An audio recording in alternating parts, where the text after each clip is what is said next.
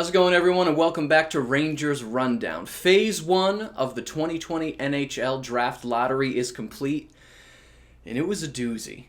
I genuinely feel bad for some of these bottom 7 teams, and their fan bases have got to be at least a little bit annoyed, but not as annoyed as they're going to be after Phase 2.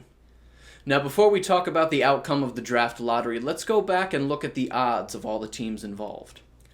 Now, Detroit sits in the number 1 spot with an 18.5% chance of picking first overall, but funnily enough, they are not the team with the best odds of winning.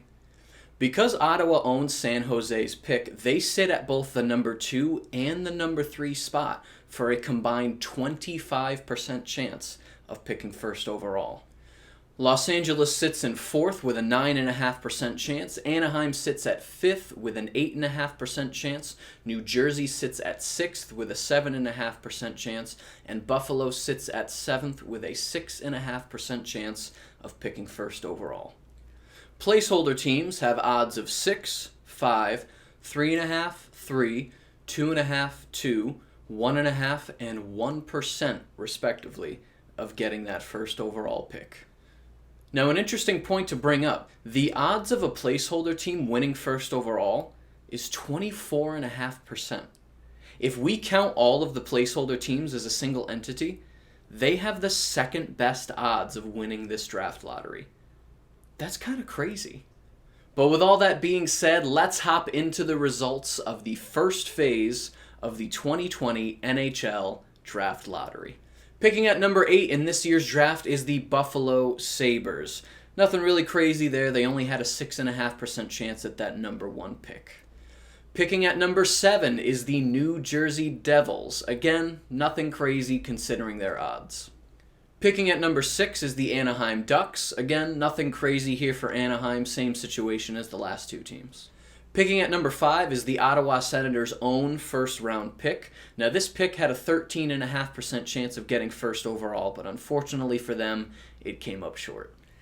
Picking at number 4 is the Detroit Red Wings. Now, this one stung when I saw it. You have a miserable season, you're looking for a great prospect to jumpstart your rebuild, and you don't even crack the top 3. I felt so bad for them. Now, this is a deep draft, so they're still going to get a great player, but still. Picking at number 3 is the Ottawa Senators pick from San Jose. Now, this one didn't sting as much as Detroit because Ottawa is still getting to pick in the top 3. But when you come into a draft with a 1 in 4 shot of getting first overall and you come up short, that's got to leave a bad taste in your mouth. Which means that we have left from the bottom 7 the Los Angeles Kings and a placeholder team left for those top 2 picks. So picking first overall in this year's draft and most likely getting Lafreniere is... we don't know. It's a placeholder team. Not only that, it's placeholder team E, who had a 2.5% chance of picking first overall. That is bananas. And it had to have pissed some of those bottom 7 teams off when that news broke.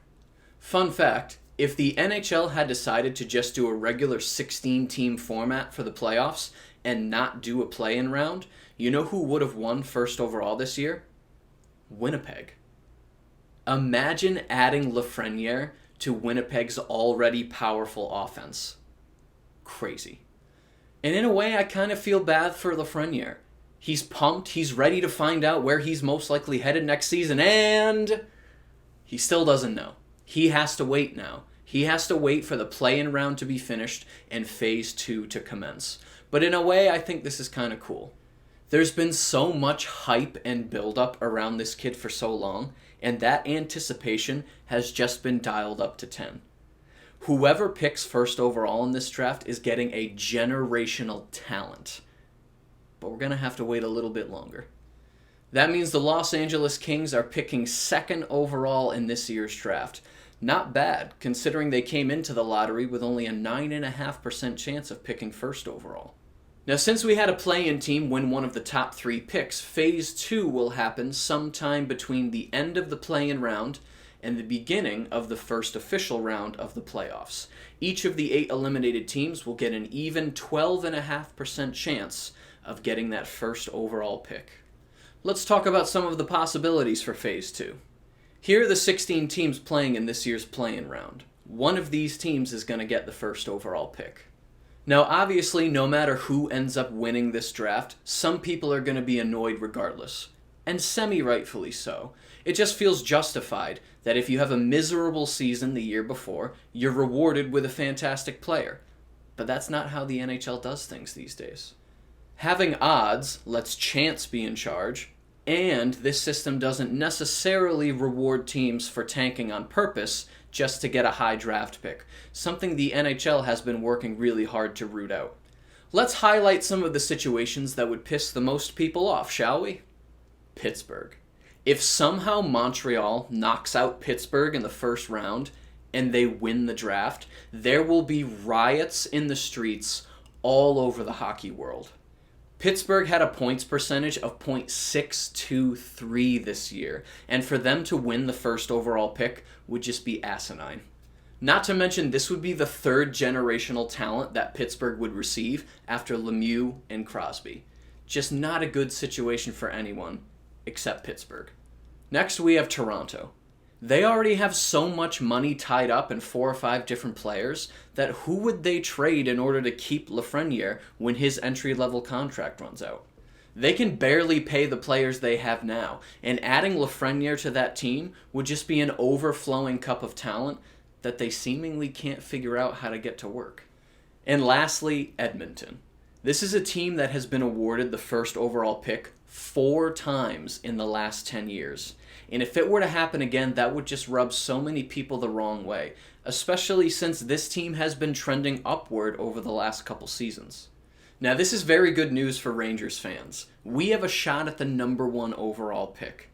Imagine a Rangers team with Lafreniere on it. It's nice, right? If the Rangers lose to Carolina in the play-in round, they have a 12.5% chance at Lafreniere. If the Rangers win against Carolina, then they unfortunately lose their shot at Lafreniere, and here's why. The only way for the Rangers to get Lafreniere and beat Carolina is if Carolina wins the draft and Toronto's pick ends up at either 9th or 10th. Sadly, this isn't possible. There would need to be 5 other teams with a better points percentage than Toronto to bump them up into the top 10. And in the best situation, there would only be 3. So either way, there's good news for the Rangers. If they lose, then they get a shot at Lafreniere. And if not him, then at least a top 15 draft pick. And if they win, then they make the playoffs for the first time since 2017, and they still get a pick from Carolina, either their own or the one they hold from Toronto. Now, if that was confusing, I outlined the Carolina pick in a previous video that I will link in the description. During the draft lottery show, the NHL put up the consensus top 10 prospects list for this year's draft, and I felt that was worth passing along to you to see if you agree. I don't think anyone will disagree with Canadian-born left-winger Alexis Lafreniere topping the list at number 1. Number 2 is Canadian-born center Quentin Byfield. Number 3 is German-born left-winger Tim Stützle. Number 4 is Canadian-born center Cole Perfetti. Number 5 is Swedish-born left-winger Lucas Raymond.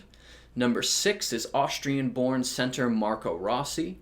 Number 7, we get our first defenseman of the list in Canadian-born Jamie Drysdale.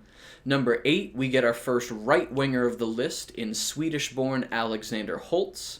Number 9 is our first American-born player of the list, defenseman Jake Sanderson. And rounding out the list, we have Russian-born goalie Yaroslav Askarov. Goalies are usually seen as the riskier picks to take early in the draft, so for him to make the NHL's top 10 means that he's probably very good. Phase 1 of the NHL 2020 draft lottery is complete, but the fun is not over yet. Phase 2 will commence at some point in early August, where we will finally find out who is drafting first overall this year. If you enjoyed this video and you'd like to see more videos like it, then be sure to hit the subscribe button. Thank you so much for watching, and I will see you in the next rundown.